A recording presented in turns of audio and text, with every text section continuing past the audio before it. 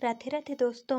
कैसे हैं आप सब। आज की कहानी है पति पत्नी को जिम्मेदारी मिलजुल कर निभानी चाहिए। अपने सास ससुर के रहने आने की खबर सुनकर संगीता का मूड खराब हो गया। यह बात उसके पति रवि की नजरों में भी आ गई। सप्ताह भर पहले संगीता की बड़ी ननंद मीनाक्षी अपने दोनों बच्चों के साथ पूरे 10 दिन तक उसके घर पर रहकर गई थी। अब इतनी जल्दी सास ससुर के रहना आना उसे बहुत खल रहा था। इतना सड़ा सा मुंह मत बनाओ संगीता, क्योंकि 10 से 15 दिनों की ही तो बात है।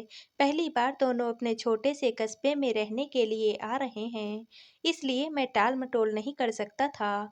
रवि के इन शब्दों को सुनकर संगीता का मूड और भी ज्यादा उखड़ गया। बोली, मेरी खुद की तबीयत ठीक नहीं रहती है, उनकी देखभाल के लिए नौकरानी ला दो, तो मुझे कोई भी शिकायत नहीं है। फिर कितने भी दिन रुकें, मुझे कोई भी फर्क नहीं पड़ेगा। तीखे स्वर में जवाब देकर संगीता ने चादर से मुंह ढका और लंबी चुप्पी साध ली। अपने माता पिता के आने से परेशान रवि भी बहुत था।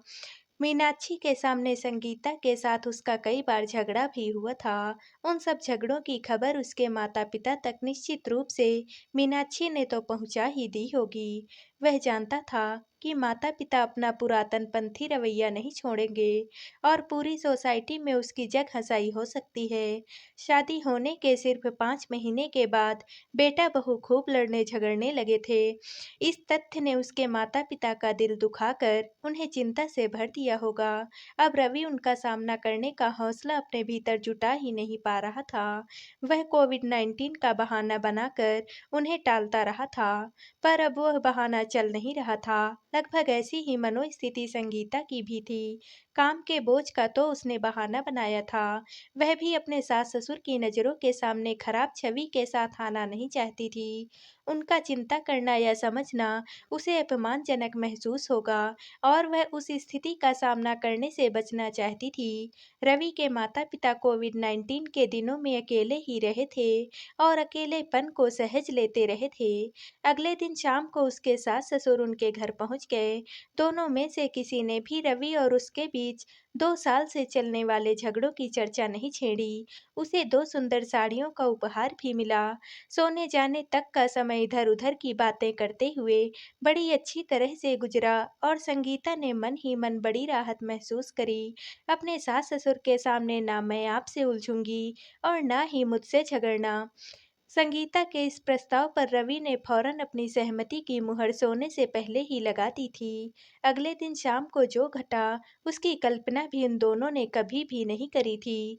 रवि अपने दोस्तों के साथ शराब पीने के बाद घर लौटा। वह ऐसा अक्सर सप्ताह में 3 से 4 बार करता था। इसी कारण उसका संगीता से खूब झगड़ा भी होता था। उस शाम संगीता की नाक से शराब का भभका टकराया तो उसकी आंखों में गुस्से की लपटें फौरन उठी, पर वह मुंह से एक शब्द भी नहीं बोली। रवि के दोस्तों में से ज्यादातर पियक्कड़ किस्म के ही थे। रवि की जमात के लोगों को ऊंची जाति के लोग दोस्त नहीं बनाते थे और उसे सड़क छाप आधे पढ़े लोगों को अपना दोस्त बनाना पड़ता था, जो सस्ती शराब भर भर कर पीते थे। उसकी माँ आरती मुस्कुराती हुई अपने बेटे के करीब आई तो शराब की गंध उन्होंने भी पकड़ी। रवि, तूने शराब पी रखी है? आरती ने चौंक कर पूछा। एक दोस्त के यहाँ पार्टी थी, थोड़ी सी जबरदस्ती पिला दी उन लोगों ने। उनसे बचकर रवि अपने शयन कक्ष की तरफ बढ़ा। आरती ने अपने पति रमाकांत की तरफ घूमकर उनसे शिकायती लहजे में कहा, मेरे बेटे को यह गंदी लताप की बदौलत ही मिली है, बेकार की बकवास मत करो। रमाकांत ने उन्हें फौरन डपट दिया।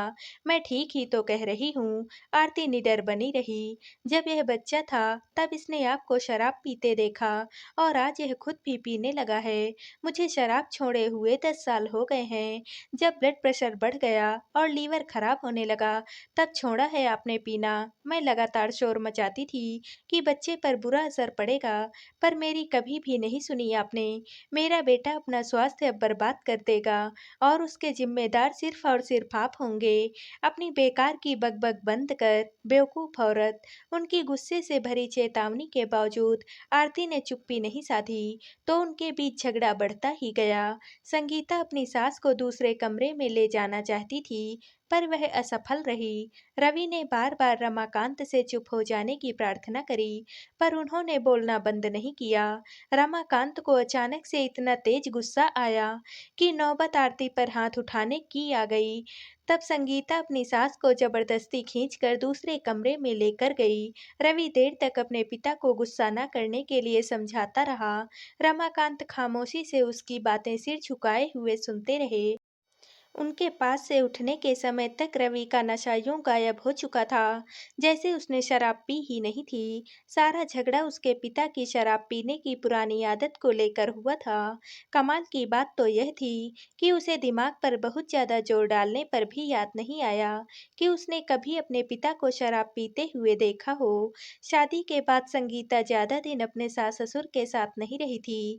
उनकी आपस में लड़ने झगड़ने की क्षमता को देखकर उसे अपने रवि के साथ हुए झगड़े बौने लगने लगे थे। रविवार के दिन आरती और रमाकांत का एक और नया रूप उन दोनों को देखने के लिए मिला।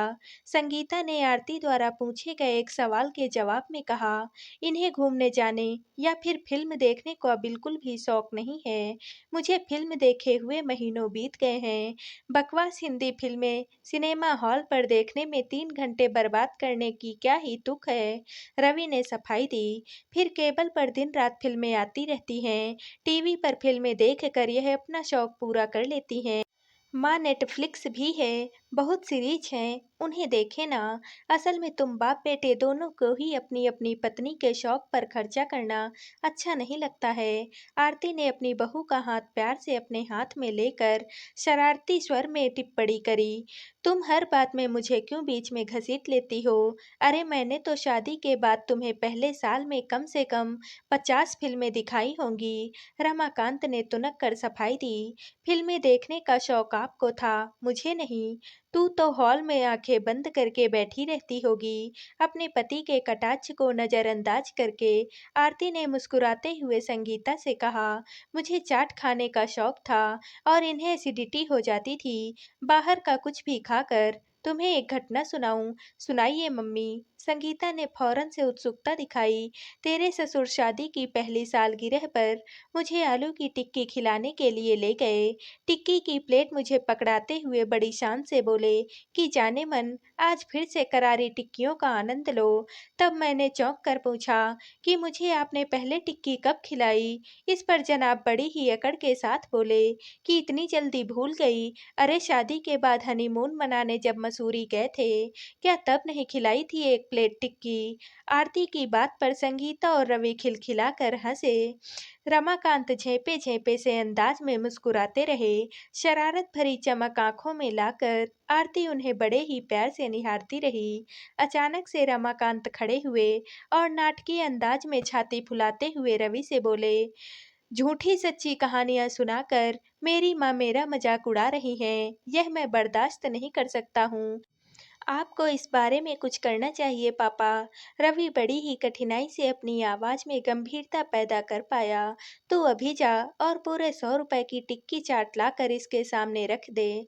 इसे अपना पेट खराब करना है तो मुझे क्या है?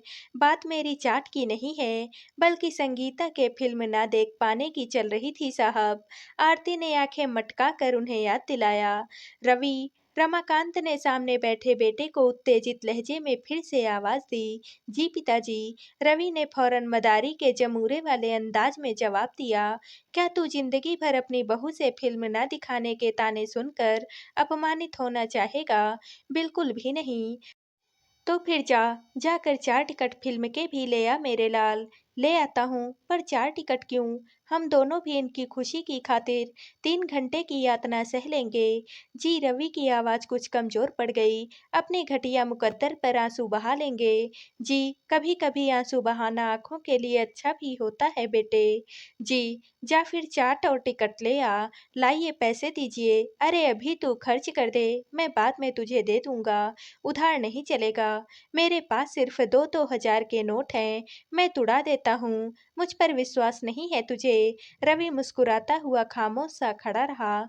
तभी संगीता और आरती ने कंजूस कंजूस का नारा बार बार लगाना शुरू कर दिया।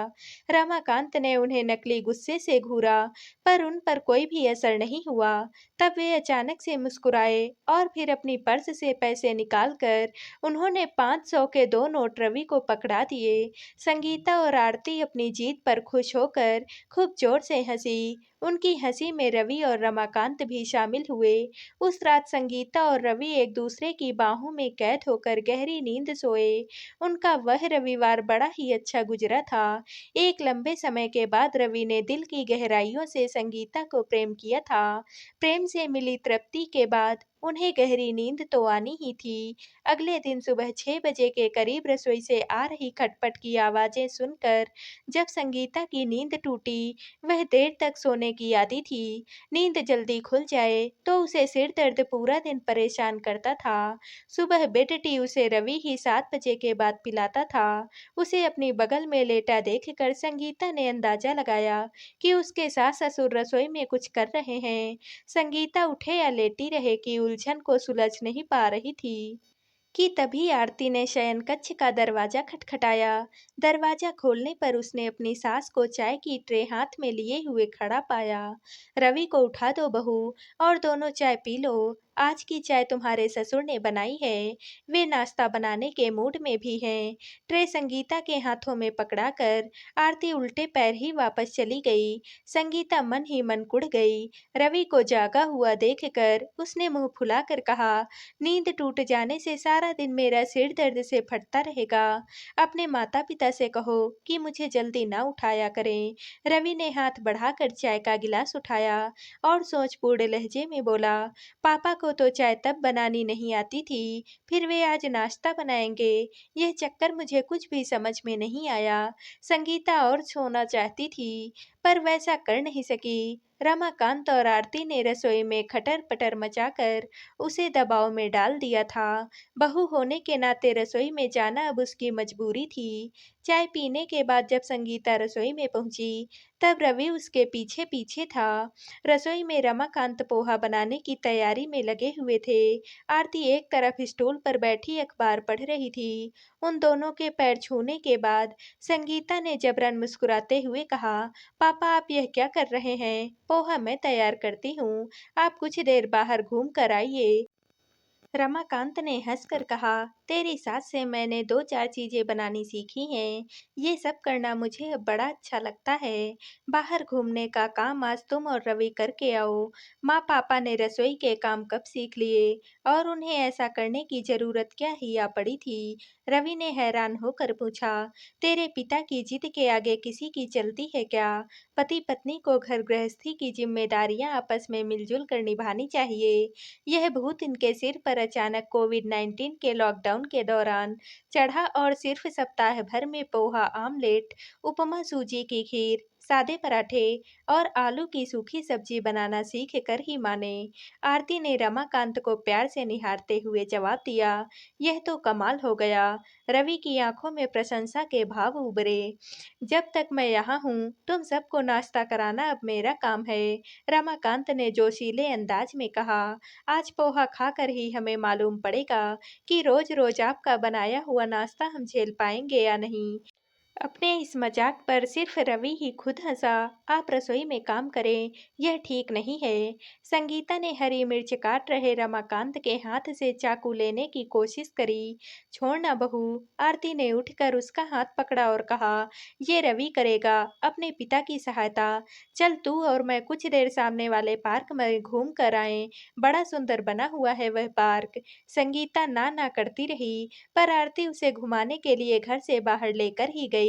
इधर रमाकांत ने रवि को जबरदस्ती अपनी बगल में खड़ा कर पोहा बनाने की विधि सिखाई। तो दोस्तों, आप सबको यह कहानी कैसी लगी? कमेंट करके जरूर बताइएगा और वीडियो को लाइक व शेयर कीजिएगा। दोस्तों, अगर आप इस चैनल पर नए हैं और अब तक आपने हमारे चैनल को सब्सक्राइब नहीं किया है, तो प्लीज और कहानियों से जुड़ने के लिए हमारे चैनल को सब्सक्राइब कर लीजिएगा। कल मिलते हैं एक और नई कहानी के साथ। आप सभी का बहुत बहुत धन्यवाद।